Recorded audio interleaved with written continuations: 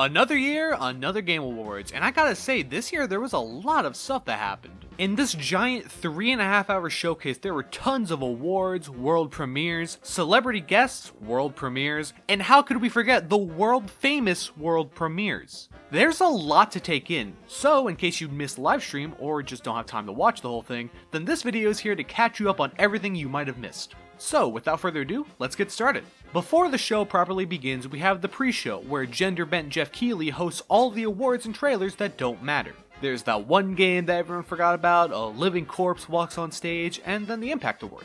The nominees are all games you've never heard of before, as well as Life is Strange, so of course that's the one that wins. Monster Hunter Rise gets a new DLC trailer, and then we get an announcement for Have a Nice Death, which was the only trailer in this entire show that actually got me excited. It's gonna be a long show. Forza Horizon 5 then wins the Best Audio Direction Award. Now, what does Best Audio mean in this situation? I don't know. There's some more generic anime shit that I'm sure no one has ever heard of before, Sting does a thing, and finally, the moment we've all been waiting for. Now, here's your host, Jeff Keighley.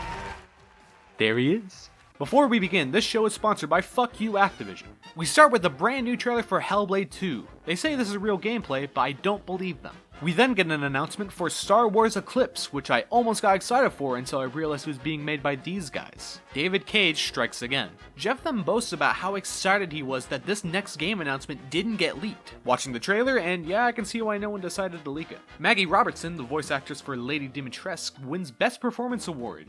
Yeah, that's what people remember Lady D for, her big voice. Alan Wake 2 gets officially announced with a huge revelation. Sam Lake can control the weather. We then get a suspiciously good trailer for the second Sonic the Hedgehog movie. Later on, we'll be getting a second, more underwhelming Sonic trailer, as to restore balance to the universe. Famous actor Simu Liu, in an attempt to avoid being typecast as the Asian martial arts guy, tells a bunch of unfunny jokes, assuring that he will be typecast as the Asian martial arts guy.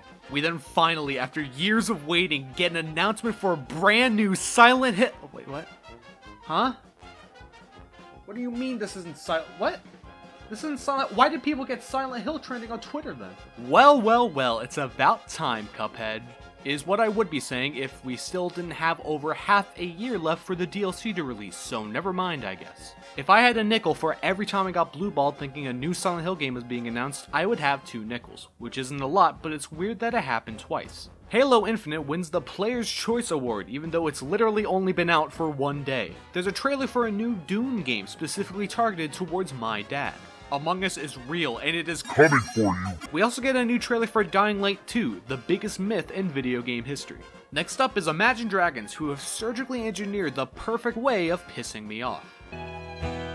So build and roll and build it strong, 'cause we... Alright, at this point, we're just gonna skim past most of these awards. I know it's called the Game Awards, but I mean, they're not that important, right? I'm sure we can just skip right past them. So you're telling me that Guilty Gear Strive won Best Fighting Game, even though it doesn't have Garfield in it?